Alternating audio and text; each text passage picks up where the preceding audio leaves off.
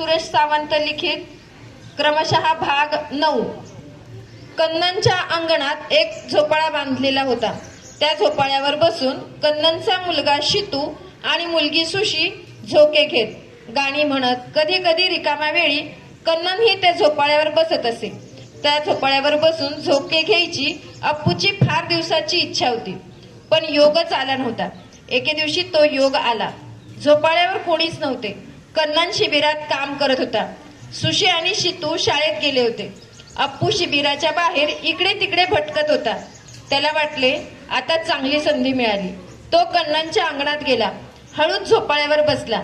बसला कसला, त्याने झोपाळ्यावर आपले अंग टाकून दिले। झोपाळ्यावर लोळायला लागला। झोपाळा नाजूक आणि अप्पूचे वजन भक्कम। मग काय, जे व्हायचे तेच झाले। झोपाळा अप्पू सहित जमिनीवर आला। अप्पू नेहमीच अवखळपणा करायचा, असंही काही नाही। कधी कधी तो कौतुकाच्या गोष्टीही करायच्या। एके दिवशी हत्तींचा कळप जंगलात जात होता। आई सोबत अप्पूही जंगलात जात होता। अप्पू कधीच समोर बघत चालायचा नाही, इकडे तिकडे बघत टंगळ मंगळ करत चालायचा। कधी आईच्या मागे मागे तर कधी आईच्या पुढे पुढे चालायचा। रस्त्याच्या कडेला एक कचरा कुंडी ठेवलेली होती। लोक त्या कुंडीत कचरा टाकायचे। त्या कचरा कुंडीच्या भोवताल बराच कचरा पडलेला होता। कुणी टाकताना नेम चुकून तो कचरा आजूबाजूला पडला असेल। त्यात पाण्याची रिकामी बाटली होती, चहा पिऊन फेकलेला प्लास्टिकचा कप होता, प्लास्टिकचे मोडके खेळणे होते, असे बरेच काही पडले होते। अप्पू क्षणभर थांबला। अप्पूने सोंडेने तो एक एक कचरा उचलला आणि कचरा कुंडीत टाकला। अप्पूची आई पाहतच राहिली। आपला अवखळ अप्पू इतका हुशार कधी झाला, तिला समजलेच नाही। आईला अप्पूचे भारी कौतुक वाटले। ती अप्पूच्या जवळ गेली, सोंडेने अप्पूचे डोके कुरवाळले, पाठीवरून प्रेमाने सोंड फिरवली, अप्पूच्या पाठीवर शाबासकीची थाप दिली। गुणी बाळ माझा, आई मनाशी पुटपुटली। कौतुकामुळे आनंदित झालेला अप्पू ऐटीत डोलात पुढे चालू लागला। कन्नन हातात लांब झाडू घेऊन दररोज सकाळी सकाळी शिबिर झाडून साफ करत असे। ते अप्पू रोज पाहत असे। एक दिवस अप्पू लांब झाडू सोंडेत धरून झाडल्याचे नाटक करू लागला। इकडून तिकडे फिरू लागला। त्याने आडवे तिडवे झाडूचे 2-4 फराटे मारले। ते बघून कन्ननची मुलगी सुशी हिने टाळ्या वाजवल्या। आईला अप्पूचे कोण कौतुक। आई म्हणाली, आमचा अप्पू आता स्वच्छता दूत झाला। केरळ पाहायला आलेल्या पर्यटकांची एक कार रोडने चालली होती। गाडीतील पर्यटकांच्या गप्पा रंगत आल्या होत्या। आजूबाजूचे निसर्ग सौंदर्य पाहून सगळेच मंत्रमुग्ध झाले होते। गप्पांच्या नादात चालकाचे गाडीवरील नियंत्रण सुटले। गाडी रस्ता सोडून बाजूला गेली आणि शेजारच्या नदी पात्रात उतरली। गाडीची गती कमी होती आणि रस्ता फार उंच नव्हता। परिसर किंचित उताराचा, तरीही सपाट होता, त्यामुळे गाडी उलटली नाही। गाडीचे फार काही नुकसान झाले नाही, कोणी फारसे जखमीही झाले नाही। अचानक गाडी रस्ता सोडून बाजूला गेल्यामुळे सगळे प्रवासी घाबरले होते। त्यांना धक्काच बसला होता। त्यांना सुरुवातीला काहीच सुचत नव्हते, ते गोंधळून गेले होते। जरा सावरल्यावर सगळे गाडीतून खाली उतरले, मदतीसाठी धावा करू लागले, आरडाओरडा करू लागले। तो धावा ऐकून शेजारचे लोक धावून आले। त्यांनी प्रवाशांची चौकशी केली, त्यांना धीर दिला, आधार दिला। सगळ्यांनी मिळून गाडी ढकलून बाहेर काढण्याचा प्रयत्न केला, पण गाडी अजिबात हलत नव्हती, कारण गाडी चिखलात फसली होती।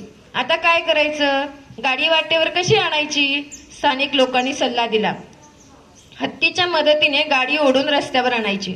हत्तींचा कळप जवळच चरत होता। स्थानिक लोकांनी धावपळ करून जाड दोर आणला। दोराचे एक टोक कारला बांधले, दुसरे टोक अप्पूच्या पप्पांच्या गळ्यात बांधले। हत्तीच्या 2 बाजूंना 2 माहूत उभे राहून हत्तीला सूचना देत होते। अप्पू, कप्पू, गप्पू, चप्पू आणि टप्पू टक लावून हे दृश्य पाहत होते।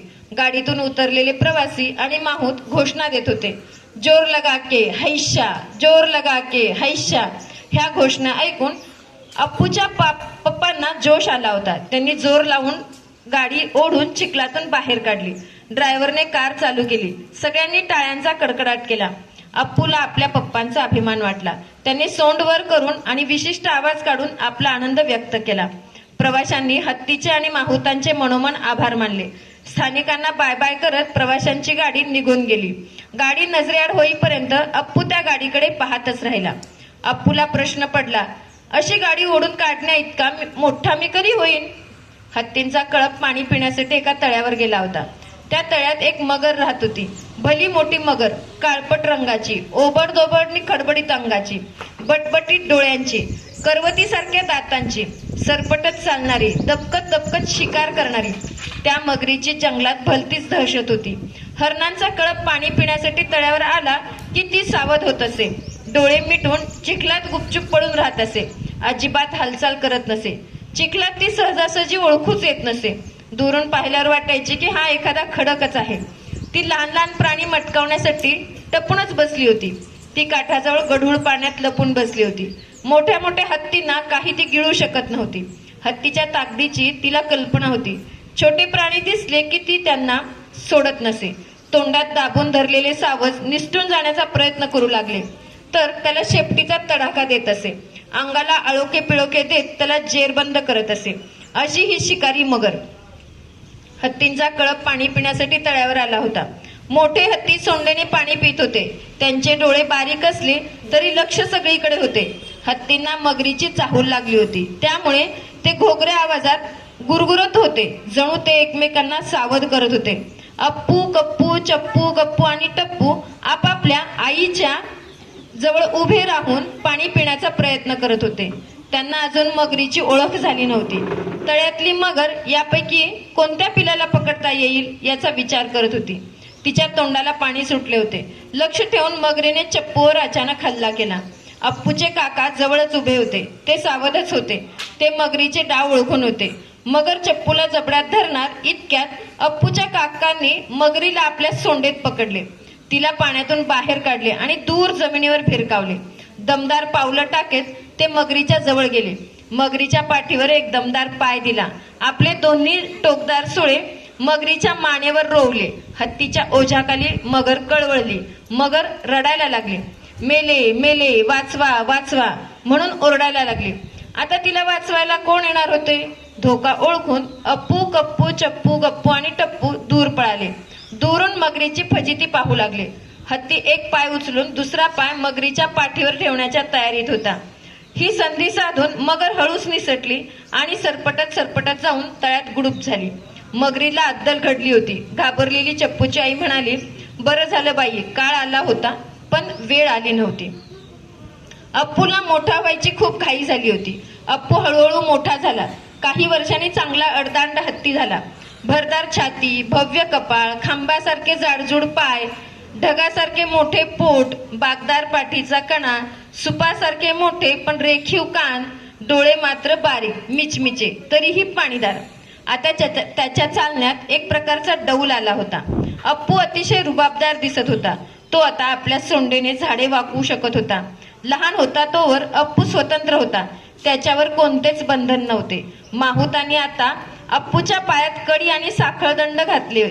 जंगलात जाता येता माहूत त्याच्या पाठीवर बसून त्याला हकत असे. धन्यवाद.